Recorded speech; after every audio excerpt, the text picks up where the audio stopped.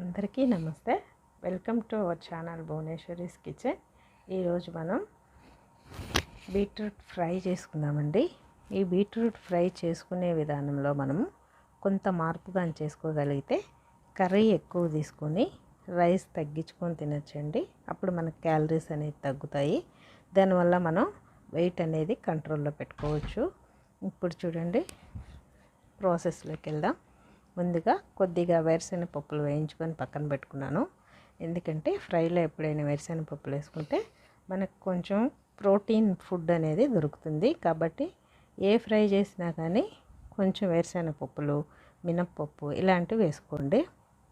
ఇప్పుడు అవి వేగిన తర్వాత పక్కన పెట్టుకొని అదే ప్యాన్లో కొద్దిగా వెల్లుల్లి రెబ్బలు, 2 ఎండుమిర్చి వేసుకొని కొద్దిగా కరివేపాకు వేసుకొని అవన్నీ కొద్దిగా ఫ్రై అయిన తర్వాత ఒక 1/2 kg తీసుకున్నానండి నేను బీట్రూట్.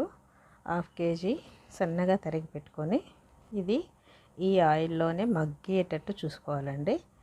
ఇదంతా కొంచెం మిక్స్ అయిన తర్వాత మనం మూత పెట్టేసుకుంటే సిమ్లో పెట్టుకున్నందువల్ల అది మగ్గుతుంది, మనకి ఫ్రై అవ్వకుండా ఉడుకుతుంది. అట్లా చేసుకోండి, ఎక్కువ ఆయిల్ పట్టదప్పుడైతే. ఇప్పుడు చూడండి, కొద్దిగా మగ్గింది. ఇలా మధ్య మధ్యలో తీసి కొంచెం కలబెట్టేసి అప్పుడు మూత పెట్టుకుంటా ఉండండి. ఆ ఆవిరికే అది మగ్గుతుంది. చూడండి, మధ్య మధ్యలో ఇలా కలబెట్టుకుంటూ ఉంటే త్వరగానే మగ్గుతుంది. ఈలోపు మనం కొంచెం కొబ్బరి తురుము పెట్టుకోండి. పచ్చి కొబ్బరి తీసుకోండి, చాలా మంచిది. పచ్చి కొబ్బరి హెయిర్కి కానీ స్కిన్కి కానీ చాలా బాగా ఉపయోగపడుతుంది మనకి. మధ్యలో చూడండి, ఎప్పుడు ఒక చిన్న కాఫీ తీసుకుంటుంది, ఎక్కువ తీసుకోకుండా. సెకండ్ టైం కాబట్టి కొంచెమే తీసుకోండి. 1/2 కప్పు తీసుకుంటే సరిపోతుంది.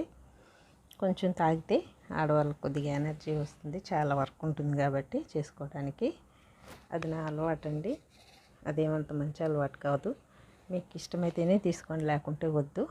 అసలు ఇష్టం లేకపోతే అస్సలు తాగొద్దండి. టీ కాఫీలు అలవాటు చేసుకోవద్దు.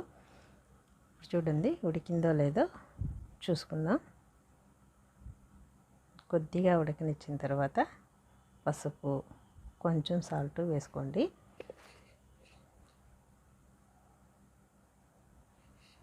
హాఫ్ టీ స్పూన్ పసుపు వేసుకున్నాను. యాక్చువల్గా బీట్రూట్లో పసుపు అవసరం లేదండి, ఎందుకంటే అదే రెడ్గా ఉంటుంది.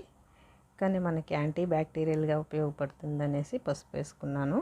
వేస్తాము ఏ కూరలైనా కానీ మనం. అలాగే వేసాను. ఇప్పుడు చూడండి, కొంచెం ఉడికిపోయింది కూడా బాగా. కొద్దిగా ఎండుమిర్చి కచ్చా పచ్చాగా చేసుకొని వేసాను. మిరప్పొడి వేస్తే మిరప్పొడి వాసన వస్తుందండి. ఎండుమిర్చి కచ్చా పచ్చాగా మనం కానీ రోట్లో దంచుకొని వేసుకుంటే చాలా బాగుంటుంది. అలాగే కొంచెం పప్పులు పొడి వేసుకుంటున్నాను. ఇవన్నీ వేసుకున్నందువల్ల మనకి కర్రీ మనము ఎక్కువ అవుతుంది, ఎక్కువ తీసుకోవచ్చు మనం. ఇదంతా మంచిదే అండి, ప్రోటీన్ కిందకు వస్తాయి కాబట్టి మనకి కూరగాయలతో కూడా ప్రోటీన్ కూడా అందుతుంది. ఇది వేసిన తర్వాత వేగవలసిన అవసరం లేదండి. ఇప్పుడు చూడండి, ఒక పచ్చి కొబ్బరి ఒక చిప్ప నేను తురుము పెట్టుకున్నాను. ఆ పచ్చి కొబ్బరి వేసేసుకున్నాను. పచ్చి కొబ్బరి దేంట్లో అన్నా తీసుకోవచ్చండి. చాలామంది అరగదు అవన్నీ చెప్తారు. ఏం లేదండి, బాగా అరిగిపోతుంది కూడా పచ్చి కొబ్బరి. మనం వంటల్లో ఎట్లా కొబ్బరి నూనె వాడలేము. కొన్ని స్టేట్స్లో కొబ్బరి నూనె వాడతారు కదా, మనం వాడలేము. కాబట్టి మనం ఇలా తీసుకుంటే కూడా మనకి ఆ ఆయిల్, కొబ్బరి ఏదైతే ఉందో దాంట్లో ఉన్న ప్రోటీన్స్ అవన్నీ కూడా మనకు వస్తాయి. కాబట్టి ఇలా చేసుకోండి ఫ్రైలో. ఇప్పుడు చూడండి, మనం వేయించి పెట్టుకున్న శనగలు వేసేసుకుంటున్నాను. వేరుశెనగ పప్పు వేసేసి కొద్దిగా మిక్స్ చేసుకోండి అంతా కూడా. అంతేనండి, బీట్రూట్ ఫ్రై రెడీ అయిపోయింది. ఇప్పుడు మనము రైస్లోకి ఎంత రైస్ అయితే పెట్టుకుంటామో అంత కర్రీ పెట్టుకొని తీసుకోండి. అప్పుడు రైస్ క్వాంటిటీ మనకి తగ్గుతుంది. ఇదేనండి బీట్రూట్లో speciality. Thank you for watching. అందరూ లైక్ అండ్ సబ్స్క్రైబ్ చేయండి.